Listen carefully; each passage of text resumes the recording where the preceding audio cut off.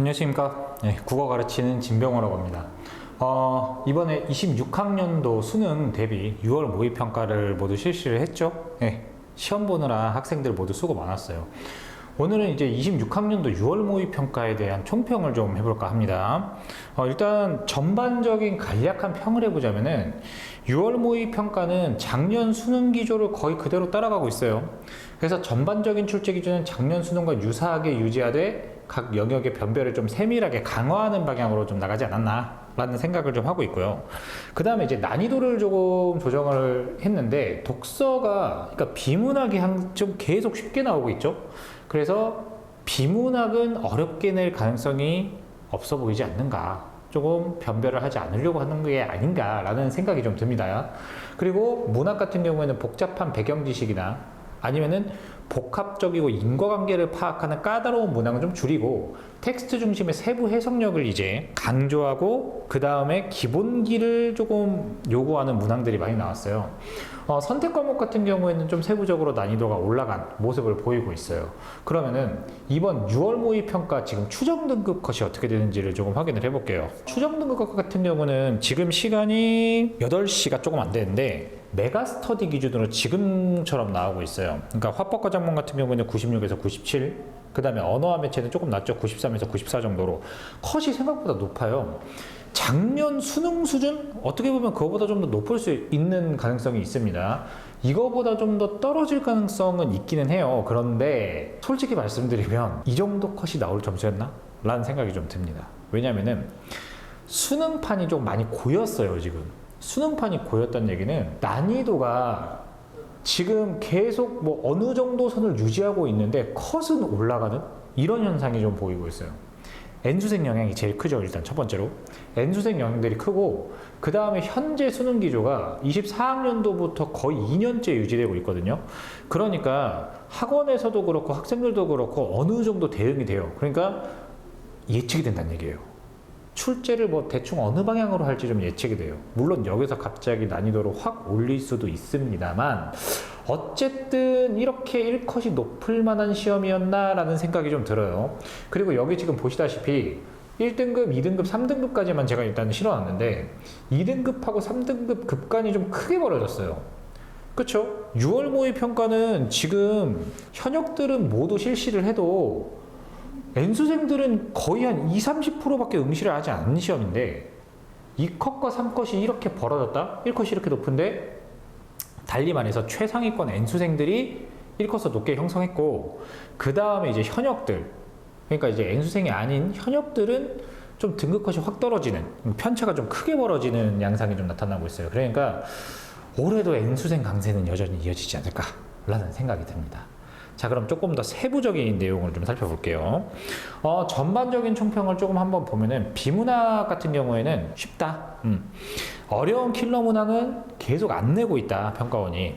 그렇지만 추론을 통한 변별은 포기한 거 아니에요. 그러니까 문제가 쉬웠기 망정이지 조금만 더 선지를 까다롭게 냈으면은 컷이 확 내려갈 수 있어요. 그러니까 지문에 나오지 않은 정보를 토대로 추론하는 문제들. 우리가 3월이나 5월에 현역들은 교육청을 실시했을 거예요. 교육청 모의고사랑 이제 평가원의 가장 큰 차이가 지문에 있는 내용을 단순 눈알 굴리기로 풀 수 없게 만듭니다. 다만 좀 그 추론의 강도가 낮지 않았느냐, 이런 생각이 조금 들고요. 특이할 만한 건 주제통합 지문이에요. 주제통합이 이제 가하고 나 복합 지문인데 22학년도 정확히는 21학년도에 나왔죠. 21학년도부터 이제 나오기 시작을 해가지고 가나 주제통합은 항상 인문이 출제됐거든요. 근데 올해 처음으로 법이 나왔어요. 그렇다는 얘기는 주제통합 지문이 경제가 나올 수도 있고 뭐 과학기술이 나올 수도 있고 뭐가 나올지 모른다. 그러니까 다양하게 대비를 하는 것이 좋다라고 보시면 좋을 것 같습니다. 문학은 비문학이 쉬워지다 보니까 상대적으로 난이도가 상승했어요. 그렇다고 해서 문학이 엄청 어려워졌냐? 24학년도처럼 그건 아니에요. 그러니까 문학은 항상 그대로 되고 있는데 비문학이 쉬워지니까 상대적으로 어려워졌다 정도예요. 그러니까 세부적인 표현에 대한 민감한 독해를 요구하고, 그 다음에 24학년도에 냈던 것처럼 인과관계를 비틀어서 추론하는 문제는 좀 안 되고 기본기 있죠. 기본기, 문학의 기본기, 우리 교과서에서 배우는 개념들. 그래서 개념어에 대한 기본기들을 좀 많이 물어보고 있고, 화자나 인물의 내면 심리에 집중해야 되는 문항들을 출제하고 있다. 다시 얘기해서 교과서 공부 좀 충실히 해라. 교과서에 있는 기본적인 내용들, 우리가 내신 때 하던 내용들이 여전히 반복 출제되고 있습니다. 그러니까 24학년도와 25학년도 육모에 나왔었던 기조랑은 약간 좀 달라졌어요. 다만 이거는 문학의 난이도를 평상시처럼 냈을 때 얘기고, 조금 더 어렵게 내면은 인과관계라던가 어느 정도의 추론을 요구하는 문항이 나올 수도 있다는 건 감안을 하셔야 됩니다. 이번 육모가 그렇다는 얘기예요.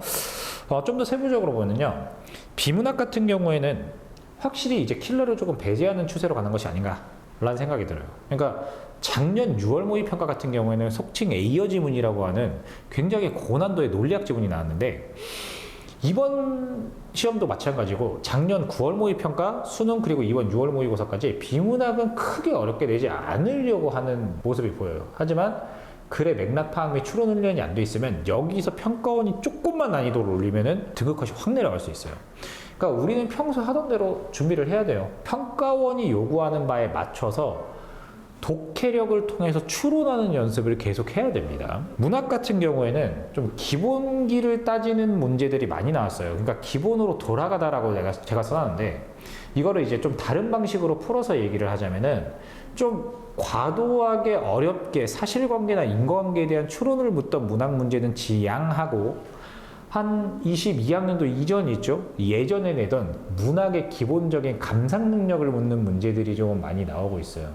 난해한 지문, 과도한 인과관계 정합성을 묻지는 않지만, 우리 문학의 기본이 뭐예요? 그러니까 인물이나 화자의 심리를 파악하고 거기에 정서적 반응을 이해하고 공감하는 거죠. 이거는 교육 과정에서도 얘기하고 있는 문학 교육의 목적입니다.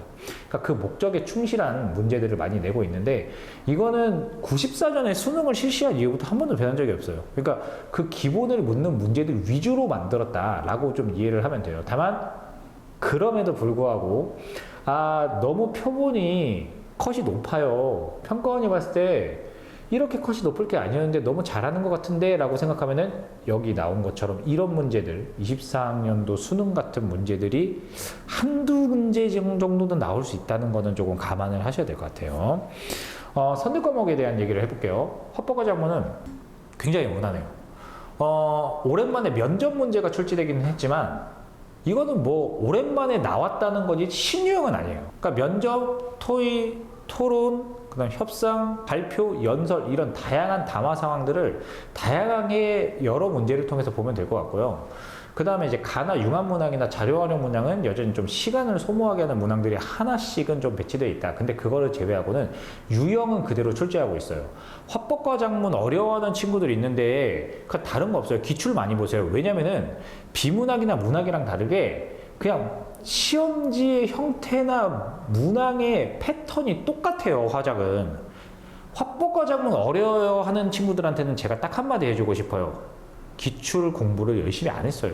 그냥 기출만 많이 봐도 화작은 일정 정도 시간 충분히 들어옵니다. 자, 그런데 선택 과목은 언어와 매체에 대해서 조금 얘기를 하고 싶은 게 있어요. 굳이 이렇게 돼야 합니까? 라고 썼는데요. 문법은 좀 까다로운 문제가 좀 하나가 있었죠. 한 37번 정도가 좀 많이 틀린 것 같아요. 지금 보니까. 근데 뭐 이런 문제들은 뭐 항상 나왔었던 거니까 그렇다 치는데, 매체가 너무 치사해졌어요. 매체 정답률 얘기하는 거 아니에요. 자, 매체가 어렵다가 아닙니다. 매체가 어렵다가 아니라 정보량이 많고 매체 자료를 굉장히 복합적으로 구성하는 지문을 지금 많이 내고 있거든요. 그러니까 시간을 쓰게 만들어요. 그러니까 어렵진 않은데 되게 짜증나게 하고 시간 촉박하게 하는 문제들 있죠. 이런 식의 구성들이 조금 많이 보여요. 근데 제가 왜 굳이 이렇게 내야 합니까? 라고 얘기를 했냐면요. 아니, 언어와 매체는 28학년도에 사라져요. 특히 매체 파트는 아예 사라져요. 교육과정에서. 근데 내년까지 쓰고 없어질 매체를 굳이 이렇게까지 치사하게 된다는 거는, 솔직히 말씀드리면 평가원이 표준 점수를 맞추기 위해서 이렇게 되는 것이 아닌가라는 생각이 들어요. 그러니까 화작, 언매, 선택 과목 체제에서는 선택 과목에 따라 가중치가 다르고요. 선택 과목과 공통 과목의 가중치가 다르고, 그 다음에 유불리가 약간 좀 있어요. 물론 요즘에는 소신껏 선택해라. 의대를 갈 친구들은 언매를 선택해야 되지만, 그렇지 않으면 소신껏 선택해라 라고 하지만, 그게 평가원이 표점을 조금 적절하게 맞추는 경향이 보여서 그렇거든요. 근데 그거 어떻게 맞추고 있냐면은, 언어와 매체 선택자들이 상위권이 많죠? 상위권이 많다 보니까 그 상위권 학생들이 시간을 선택 과목에서 쓰게 만들어 버리는 거예요. 작년 수능도 그런 느낌이 있었거든요. 그래서 뒤에 이제 매체 세 문제 정도 보면은 되게 치사하게 변별하는 문제들이 있었어요. 그래서 언어 매체를 하는 친구들은 문법도 문법이지만 매체 조금 각오해야 될 것 같아요. 매체를 그냥 무난하게 화작처럼 줄 생각은 없어 보입니다. 사실 이게 표준 점수 맞추기 제일 쉽고요. 달리 얘기하면 어차피 내년에 매체 파트가 없어지는데 그 없어지는 매체 파트를 위해서 평가원이 시간과 노력을 투자해가지고 굉장히 수준 높은 고난도의 문제를 만들까? 아, 그렇진 않을 것 같아요. 그냥 치사하게 수식어 바꿔가지고 변별하는 문제가 나올 가능성이 있다는 건 좀 각오하셔야 될 것 같습니다. 자, 전반적인 총평입니다. 비문학 같은 경우는 주제통합지문에서 이제 법률 전문 분야를 좀 심도 있게 다뤘다는 거를 조금 보시고, 우려했던 경제지문은 안 나왔어요. 하지만 경제 대비는 해두세요. 갑자기 경제가 나올 수도 있는 거예요. 다만 비문학은 어쨌든 우리가 하던 대로 공부하는 게 좋다. 이고, 문학 같은 경우에는 EBS 연계는 철저하게 해야 돼요. EBS 연계 체감이 좀 많이 됐을 거예요. 비문학이랑 좀 달라요. 비문학 같은 경우는 요번 육모는 연계 체감이 좀 됐을 거지만 항상 육모, 고모의 연계 체감 되게 해놓고서 수능에선 전혀 안 되게 합니다. 그러니까 수능은 그냥 배경지식발로 뭐 풀게 만들어요. 근데 문학은 당연히 지문을 바꿀 수 없다는 측면 때문에 연계 지문 좀 철저히 학습을 해야 되고요. 그 다음에 사고의 깊이를 요구하는 선지들은 나올 수가 있어요. 그런 것들은 조금 감안을 해가지고 문학 기본기 위주로 공부를 하시길 바라고, 선택 과목 같은 경우에는 화법과 작문의 의사소통 상황 얘기를 하는 거죠. 사실 원론적인 얘기예요. 그러니까 우리가 기출을 통해서 볼 수 있는 의사소통 상황들, 다양한 의사소통 상황들 접하고, 매체 같은 경우에는 좀 제가 여기서 복합적인 상황을 제시해 종합적인 사고 능력을 평가하는 이라고 얘기를 했지만, 좀 거칠게 얘기하면 치사한 문제들 나올 수 있다는 거를 조금 생각을 해가지고 보시면 될 것 같아요. 이제 육모 보시느라 굉장히 수고가 많았고, 육모를 잘 보면 잘 본 대로 좋고요. 못 봤어도 너무 좌절하지 말고 내가 어느 부분에서 부족했는지, 그 다음에 어느 측면에서 좀 더 다듬어야 되는지, 이런 것들을 조금 생각을 해보면서 그 다음에 문제 풀 때 80분 시간 배분하는 것도 어떤 식으로 해야 되는지, 우리가 이제 수업 시간에 실무, 저희 연구소에서 제작한 실무를 푸는데, 실무 풀 때도 그냥 넘기지 말고 그 시간 배분과 그 다음에 문제풀이 하는 데 있어서 문항의 안배 같은 것들도 조금 더 생각을 하고 고민을 해보면서 준비를 했으면 좋겠습니다. 자, 육모 총평은 여기까지 마치도록 하겠습니다. 감사합니다.